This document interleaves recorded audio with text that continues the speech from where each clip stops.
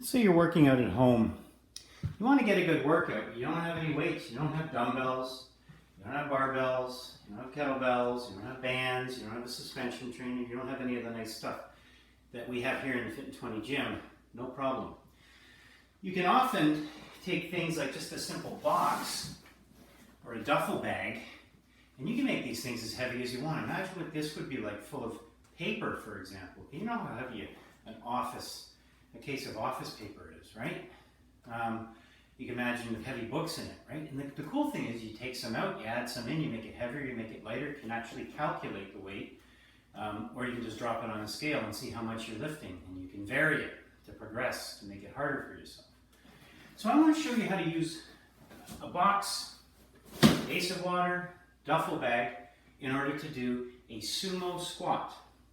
What's a sumo squat? Well, a regular squat is a squat with my feet about shoulder width apart. Sumo squat is nice and wide, wider than shoulder width, so my heels are wider than shoulder width, and I really want to angle my feet out about 45 degrees. So what I'm going to do here is I want to also remember, in most of my exercises, this applies, pretty much all of them this applies, nice tight core, okay? My chest is expanded, so my back is straight, and my head is looking straight forward.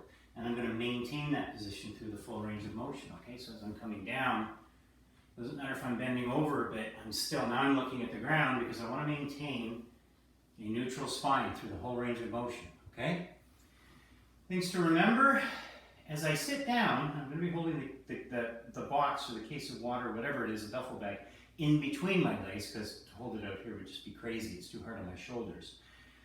I want to remember that my knees and my hips move at the same time as I come down, and they straighten at the same time as I come up. My butt goes back as I come down, and it comes forward as I go up. Okay, so I'm bending at the waist. Don't be afraid to bend over. You're not going to be able to bend over as much on the sumo squat as a regular squat, but don't be afraid to bend over.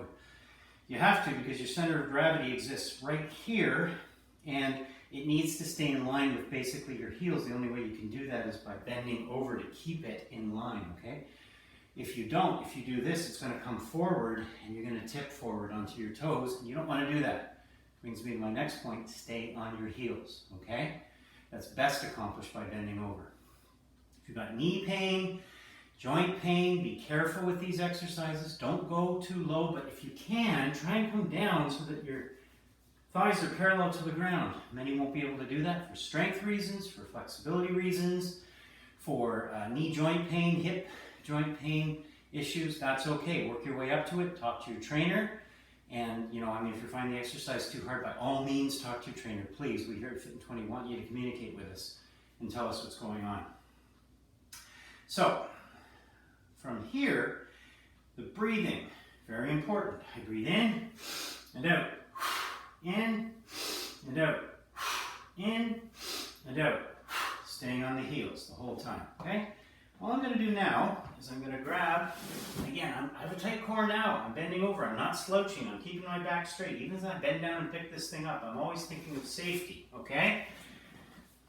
Get that wide stance. Nice and wide, down, up.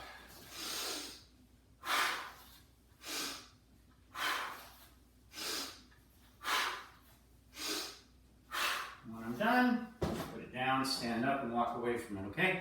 It's a great way to get some extra resistance against the muscles while I'm at home, and I don't have to buy any exercise equipment for it, okay? So a sumo squat with a case of water, duffel bag, box of books, something like a box full of office paper, whatever.